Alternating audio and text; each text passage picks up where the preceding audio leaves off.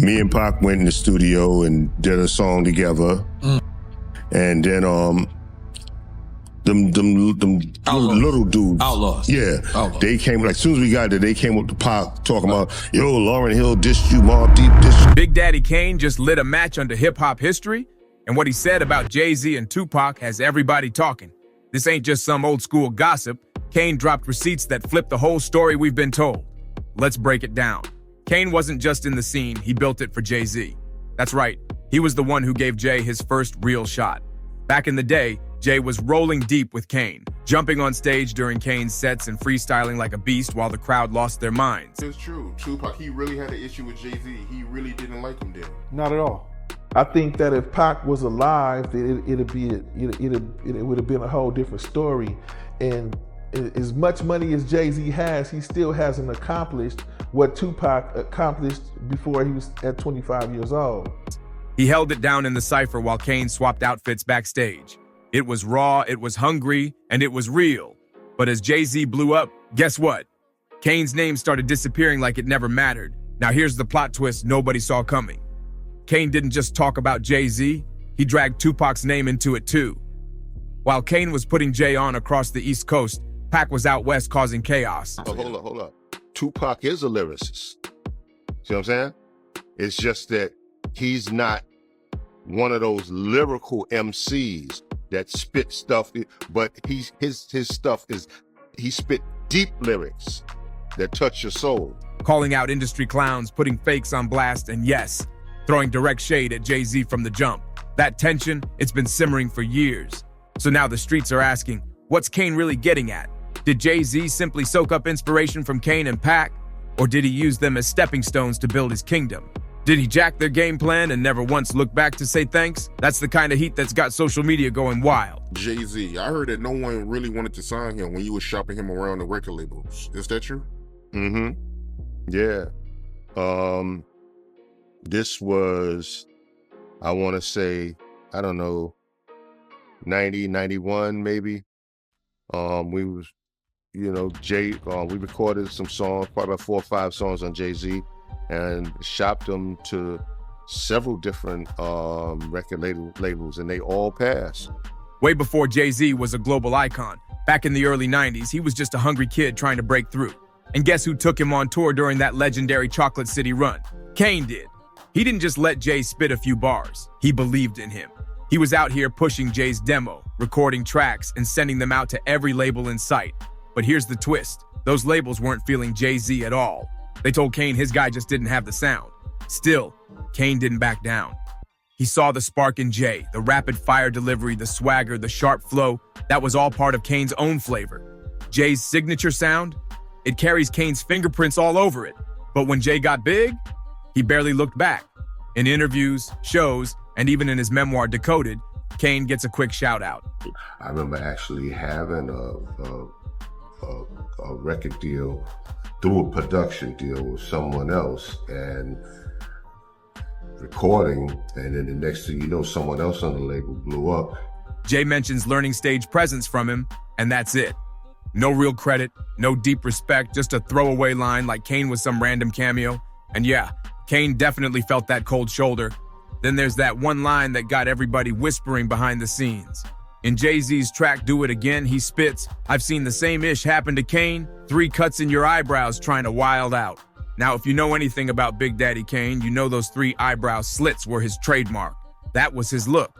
So when Jay dropped that bar, people clocked it quick. Like, was that a subtle jab? Ask you got to go back to Brooklyn's Finest. I was dead set against it. I was telling Jay, don't do it, don't do it, don't do it. And he was like, why?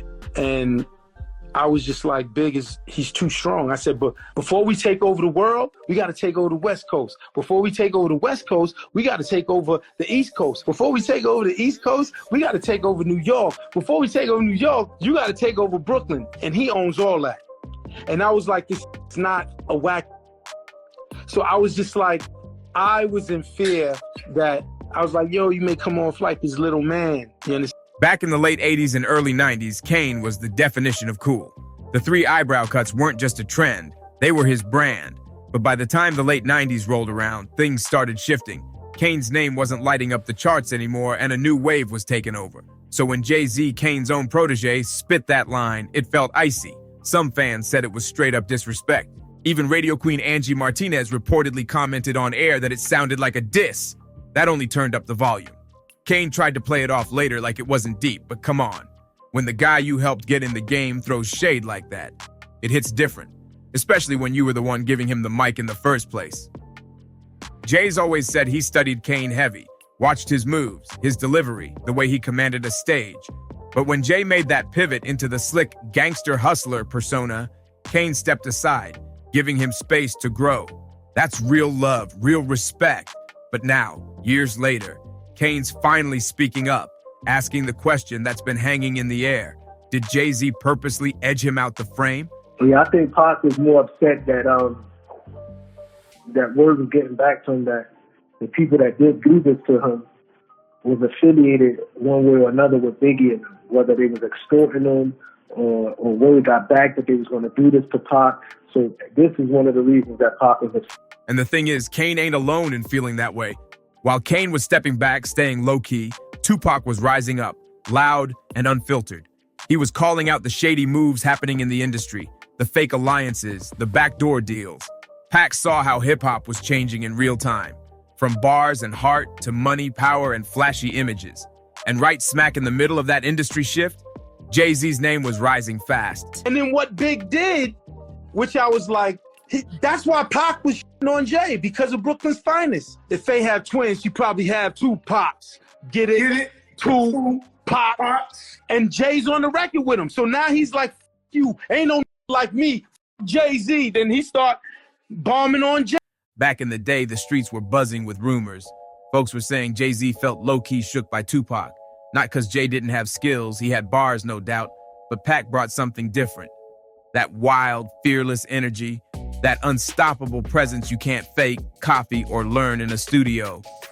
When Pac walked in a room, everyone felt it. And for rising stars like Jay, that kind of spotlight was intimidating. Things between Jay and Pac eventually boiled over. And this wasn't just background noise, it was real tension, both in the streets and in the music industry. The fuse, Jay linked up with Biggie and fired back at the West Coast, and it all exploded in 1996 when he dropped Brooklyn's Finest on his Reasonable Doubt album. That track was fire, Jay and Big, two Bed-Stuy legends teaming up. But that collab, it was gasoline on an already blazing fire. Irv Gotti, who was tight with Jay at the time, later admitted he warned him straight up, don't put Biggie on that song. Because before he performed the record, he was like, yo, no disrespect to the dead, but you just can't say whatever to me. Oh, so he actually performed it after Pac passed? Yeah. Yeah, we was at the Apollo.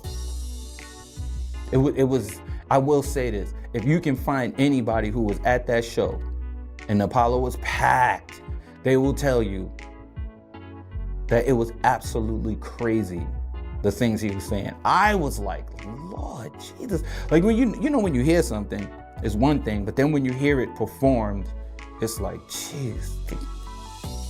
It was super tough. The East Coast versus West Coast beef was already spinning out of control, and Irv knew that move could light a serious spark. And guess what? He wasn't wrong. Now let's rewind for a second. Pac and Biggie used to be brothers, but everything flipped in '94 when Pac got shot 5 times at Quad Studios. After that, Pac was convinced Big and Diddy knew something was about to go down and kept quiet. To him, that wasn't just shady, that was betrayal. And once Pac felt crossed, he never looked back. Biggie always stood firm. He said he had nothing to do with the setup, claimed he was just as shocked as everyone else, but the damage was done. The bond was broken and trust gone forever. After the Quad shooting, the beef went public, fast. Pac and Biggie were trading shots in interviews, diss tracks, and music videos. The story is that Jay was gonna try to perform in Vegas, but Pac was in Vegas, and him and his dudes now. And they wasn't gonna let Jay-Z come out the hotel. They found out where Jay was at. And Jay wasn't gonna come out the hotel. He was gonna miss that performance or whatever like that. Do that concert, and Jay was scared of the motherfucker. Jay wasn't coming out that hotel until he got clearance. Then Biggie dropped Who Shot Ya, and the whole scene went crazy. Even though Big claimed it wasn't about Pac, the timing made it impossible to ignore. The tension between coasts was already electric, and that's exactly why Irv Gotti told Jay to back off Brooklyn's finest. He saw the storm coming, but Jay didn't back down. He dropped Brooklyn's finest anyway, and that's when things really spiraled. On the track, Biggie tossed slick shade at Pac, even calling him his son, and stirring up drama about those rumors involving Faith Evans. Fans caught the subs instantly, and Pac, he came swinging. Pac fired back with no hesitation, aiming straight at Jay-Z on tracks like Bomb First, My Second Reply, and F Friends. It was clear, Pac wasn't here for sneak disses or backhanded bars. At that point, everybody was waiting for Jay to clap back with his own diss track, but before he could even respond, the game changed forever. Pac was shot and ended in a drive-by in Vegas, just weeks after the heat hit max level. But here's the twist most people never heard. Jay actually did record a diss track aimed right at Pac. It was called Scathing, and insiders say it was cold-blooded. No holding back. But Jay kept it locked up, allegedly because he didn't want to toss more fuel on the fire while Pac was still breathing. Still, after Pac passed, Jay couldn't hold it in.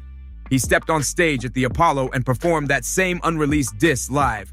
According to DJ Clark Kent, the song was brutal, like Jay had been sitting on all that smoke and finally decided to let it fly. It wasn't about respect, it was about making a statement, like he had waited for Pac to be gone before airing out the real tension. And here's what really got folks talking. Why wait until Pac was gone to throw punches? For years, there's been quiet talk that Jay felt a weight lift when Pac died. Bro, you filled them shoes, though. You feel you came in and you know what I'm saying? So we definitely give thanks for you. You know what I'm saying? Because you definitely, came in and I just know how much Big like really looked up to Jay. You know what I'm saying? They looked up to each other. And yeah, that is crazy to have to step into the shoes of like two people. Because that's all it was, really, was those two people. And they had like the game, they had things on lock. Hov was coming, you know what I'm saying? But like, it was like these two cats was just so big, you know what I'm saying? And then so it's like to have all of that, like, come on you and have that responsibility to keep this shit fly and keep the art of it going. Yeah. You know what I'm saying? Because I think Hov really kept the, Hov kept the art of it going and was able to take where they was at and take it, take it even higher. Like he knew he couldn't outshine that raw, fearless energy Pac brought. Diddy's former bodyguard, Gene Deal, even claimed that during one trip to Vegas, Jay was so rattled by Pac's presence, he refused to leave his hotel room. There was even a time Jay skipped a whole show, just because Pac and his squad were in the city. That's how real the tension was behind closed doors. A lot of fans still call Jay-Z out for staying quiet while Pac was alive, only to come out swinging when it was safe. But here's the twist. They were definitely dropping subliminal shots, hoping Pac would catch him and snap, and he always did. They played it smart from the shadows, knowing Pac wore his heart on his sleeve, and they used that against him. People who were deep in the rap game back then swear Jay-Z was low-key jealous of Pac's vibe. Jay had the bars, no question, but he knew he couldn't touch that raw fire Pac carried. Pac didn't just rhyme, he made people feel something. That kind of magnetic energy, you can't teach that. And Jay, he felt it, and he knew he couldn't match it.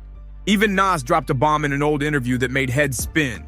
He said Jay once told him, clear as day, I'm better than Biggie. Nas looked at him like, what? But Jay didn't stop there. He went on to say Tupac and DMX weren't even real lyricists. Nas told Vibe, I disagreed. I told him Tupac was the greatest ever, period. That convo showed everything. Jay didn't just want to be in the convo with the legends. He wanted to erase them and take the crown for himself. But that's not the only reason folks started calling Jay-Z a snake behind the scenes. There's also the Diddy situation. Even when whispers started connecting Diddy to Pac's homicide, Jay-Z stayed close, real close. And after Pac and Biggie were both gone, Diddy was one of the first to start hyping Jay as the one to carry the torch. To some, it looked like a torch-passing moment. But to others, it looked more like Jay sat quiet, stayed clean, and slid right into the power seat while legends were taken out. Even with all the messy rumors that have circled Diddy for years, Jay-Z never switched up. He stayed locked in with him tight. Business partners, event appearances, public shout-outs, they were solid. That is, until the Cassie lawsuit in 2023 blew everything up. Suddenly, Jay caught amnesia. acting like he barely knew Diddy at all. For real? Like, come on now? All those years of partnership, and the minute things get hot, Jay pulls a vanishing act? So now people are asking, what's the real deal here? Was Jay-Z just playing chess the whole time? Laying low, making the right alliances, and waiting for the perfect moment to slide in while the Kings got knocked off the board? We've got Big Daddy Kane dropping quiet hints of betrayal, Tupac straight up warning the world about snakes in the game, and Jay-Z making slick behind-the-scenes power moves while keeping his hands clean. When you connect the dots, it starts looking like Jay didn't just get inspired by the legends. He might have stepped right over the ones who helped him rise just to take the crown. Nobody's denying Jay's got talent, but more and more OGs are starting to speak out. They're saying his legacy ain't just built on bars, it's built on silence, strategy, and straight-up cold decisions. Loyalty? That part might have been left behind once the spotlight came calling. So now we want to hear your take. Was Jay-Z just a mastermind playing the long game, or did he cross the line with the ones who had his back? Did he ditch Kane the second he leveled up? Was he really scared of Pac's presence, or was it all just survival in a cutthroat industry? Drop your thoughts in the comments. We're ready to see what you think. Make sure to like, share, and subscribe if you want more wild stories, deep dives, and real talk from the world of hip-hop. And don't forget to smash that notification bell so you never miss a drop. We'll see you in the next one. Stay tuned. This story is just getting started.